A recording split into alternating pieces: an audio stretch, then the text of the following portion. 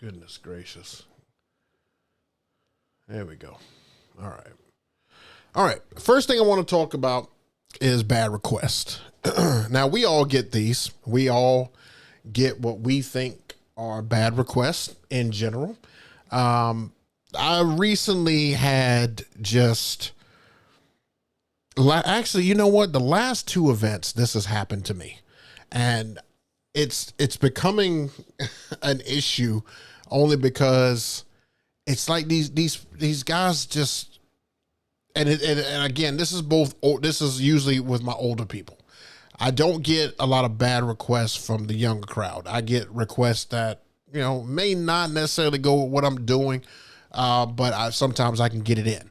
But this last 2 weeks, I've had older people ask me for older songs and slow songs in the middle of a big party. And if you saw my last gig log, you saw how many people were out there having a good time. I just showed you dancing and stuff from this past weekend, and everybody was having a good time. And to me, when you request something, I don't understand why people don't just request from what's already happening. If I'm playing something and you can think of something that would just flow with what I'm already doing, even if it's not necessarily the same genre, but like if I'm out there playing, Pitbull or something like that, don't request like some Led Zeppelin or something like that. Like some of these requests are just outrageous. And one guy asked me for two honey or something like that, something honey. And, I took a second to try to figure out what he was talking about. And when I finally found the song, it was like a song from the 60s. And I'm like, and it was almost like big band type music. And I hadn't played big band all night. Brian Groom didn't request big band at all. And so when they make those requests and then they kind of stand right over to the side and then they stare at you. And every time you look at them, you know they're thinking, when are you going to play my request? And so it's like, how do you want to handle that?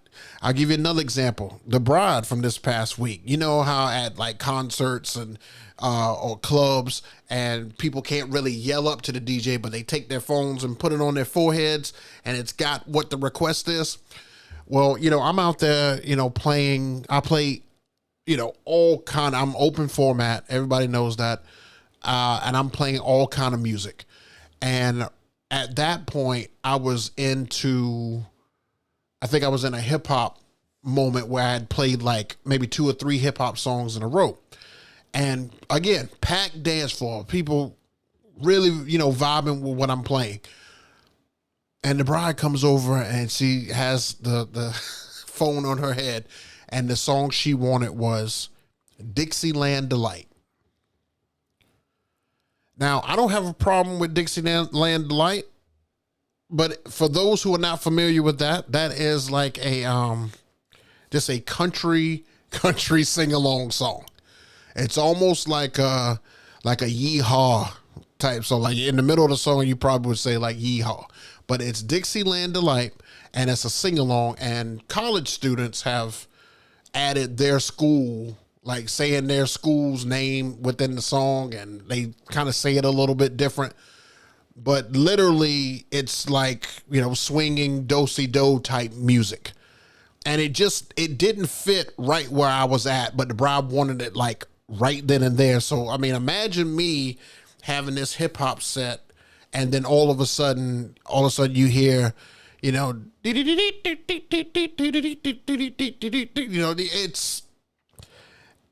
almost messes up the whole flow. It really almost does. But I was trying to cater to her because she, she's the boss. She's asking for it right then. And I hate to tell a bride, in a little bit. But that's how I handle people with bad requests. I tell them, I'll take a look and see if I have time, I'll get it on. That's my favorite one to go to. If I have time, I'll get it on here for you. And then, of course, when they come to you at the end, you must not have had time to play. Oh, yeah, I had so much other stuff that I had to play. I just ran out of time. And we just move on with life. So I say all this because sometimes you don't have a choice. Sometimes a bad request is going to clear your dance floor. People don't understand how you're building a dance floor. Like I started the dance floor with older music. I started it with in and out of pop and older. And I had those people. I gave them 30 to 45 minutes of that. Then I moved over into early 2000s music, stuff that the majority of the people there would know, whether it be pop, hip hop, whatever. I played all of that. EDM, I played, just popular stuff. Then we got into a little bit more current, but not too current, like 2010. And then we dropped back down to 2000s, and we were just kind of around that range.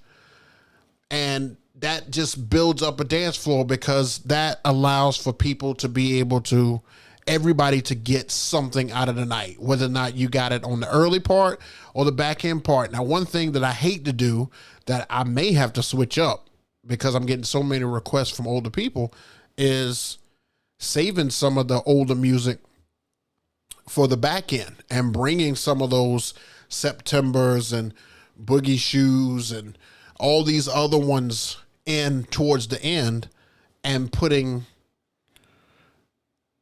some newer stuff at the beginning. Also, I did try that at my first event back, and it kind of did okay.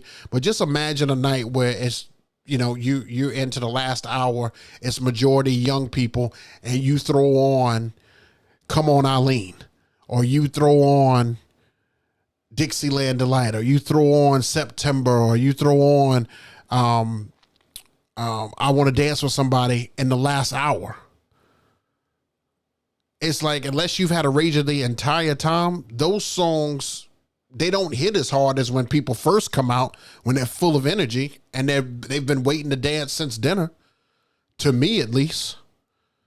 So let me know in the comments and everything down below what your thoughts are. How would you handle a request that comes in, kind of crazy and stuff at the wrong time, or it's just a bad song that just has no place there? Let me know in the comments down below what you guys think about that.